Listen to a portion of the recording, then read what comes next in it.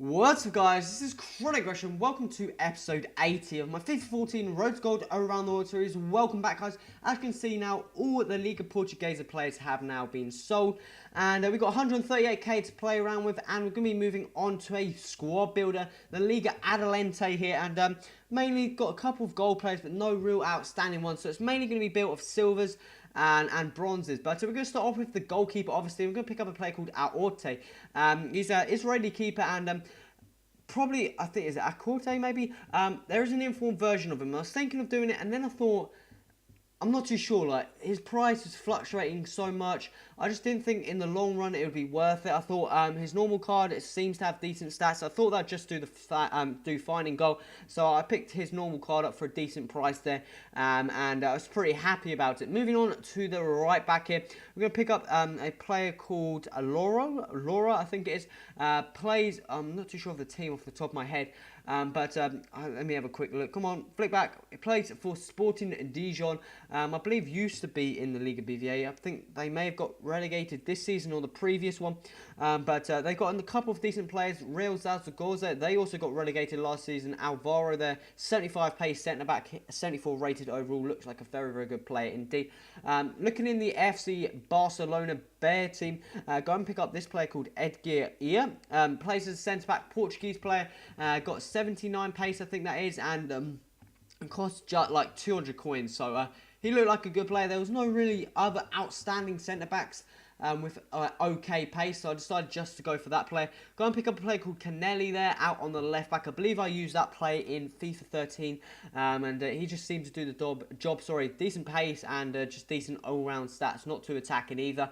Moving on to the right-hand side, go and pick up a player called Hector Rodriguez, or is it Victor Rodriguez, I think it is. 74 rated player, right mid, plays for Real Zaragoza, and overall decent player, I should say. Moving on to the two centre mids, playing in the I'm not too sure off the top of my head.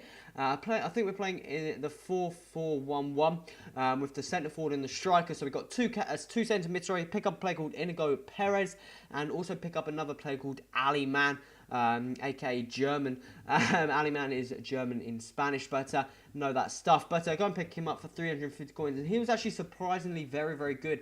He had a very, very good shot on him, 70 pace, 74 shooting, and I would definitely recommend picking him up if you're looking for a silver team or something, silver Spanish squad. He could probably be very beneficial in that spot. Go and pick up a player called Paco Montañas, out on the left-hand side, another 74 rated player, looks fairly decent in all the areas you want that, so that's a good start. Go and pick up a player called Borja Garcia, Real Castilla centre forward. That's the main reason I built this squad around. There wasn't too many decent strikers, and that was the only decent attacker, so I basically used him to build the squad around. And looking for the final player of the team, go and pick up a player called Dongu. Basically Sami Eto'o, but a lot younger. Plays for FC Barcelona Bear team. Picked him up for about 3,300 coins maybe, so most of the expensive player on the squad. Got a decent pace. Obviously, the only reason he is that much is just because he is supposed to be a young talent coming up through, and you know what that means. Everyone wants to use him and stuff, but there's a squad there. As you can see, 100 chemistry, and going to pick up some club items before we move quickly onto some games here. But not too sure on the squad how it will play out. We've got a couple of bronzes in there, also bronze centre back. You never know. Yes, he's got a bit of pace, so you should be able to keep up. But just sometimes he may make mistakes, which I kind of that's the reason not the reason I went for him, but I thought the benefits of having that much pace at the back would outweigh the risks, to be honest. But to go and pick up this kit here, fairly pinkish, should I say Adidas berry colour. But go and pick that up and go and pick up the Real Madrid Castilla away kit, the blue one. I really, really like that kit. Very, very nice kit indeed. Go and pick up the Mallorca, I think it is, a badge there. Just a fairly normal badge. Wait for this kit to eventually be bought here. Quickly running down 30 seconds before we move on to some games with the squad. See how the squad plays out.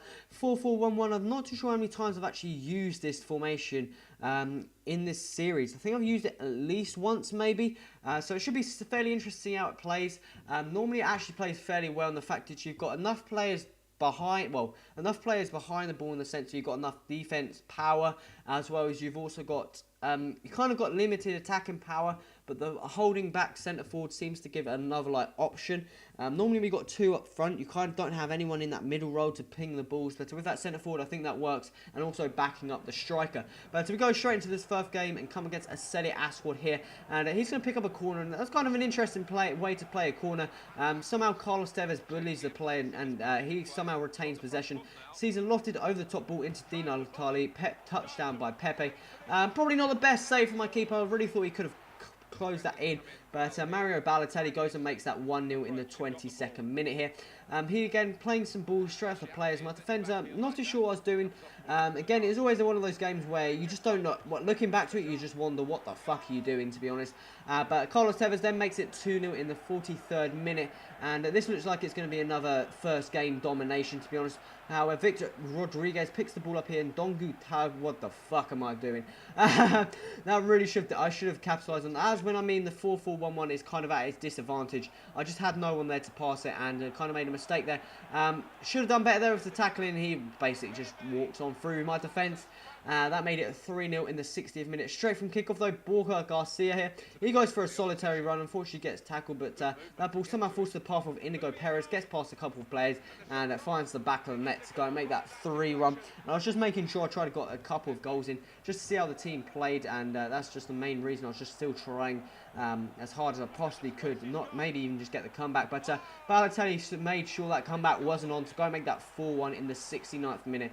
And this game looked all doom and gloom. First game domination. I'm not too sure. I need to try and get over this because it's not a very good starter for the squad. But defence again, absolute shambles there. El Shaarawy gets on through and somehow retains possession there and goes and makes that some stupid result. Score 5-1 there. I don't even think he's finished. Balotelli here. Keeper comes storming. As you can see there, the bit of rage was lingering in the air, should I say. That made it 6-1 in the 90th minute, and that's another first game domination for you guys. Just want to show you how good I am at this game. Even possession, he had a shit ton more shots than me, nearly 3 times the amount. So probably wasn't the best game by whatever means. He was a decent player. He did have a decent team as well. And anyone with Balotelli up front, if you don't score a couple goals a game, you're probably playing wrong. But we go straight into the second game of this episode. Come against a BPL squad, very, very common striker and defence player, David Luiz and Eto'o. That seems to be the biggest combo going in BPL squads at this current time in moments, but you just have to get on with it and see if your team can go and outweigh the power of his team. Over the top ball into the path of, I believe this is, I'm not too sure on the player, but he brings that in, and look at that for a finish. I believe that is from Jovetic. Wasn't really expecting him to shoot that way, especially when it's been hit in the ground, but that went and made it 1-0. Through ball, splitting through ball straight through the middle of the defence. Jovetic is going to pick up his second of the game there in the 16th minute. Again, not the best start by any means.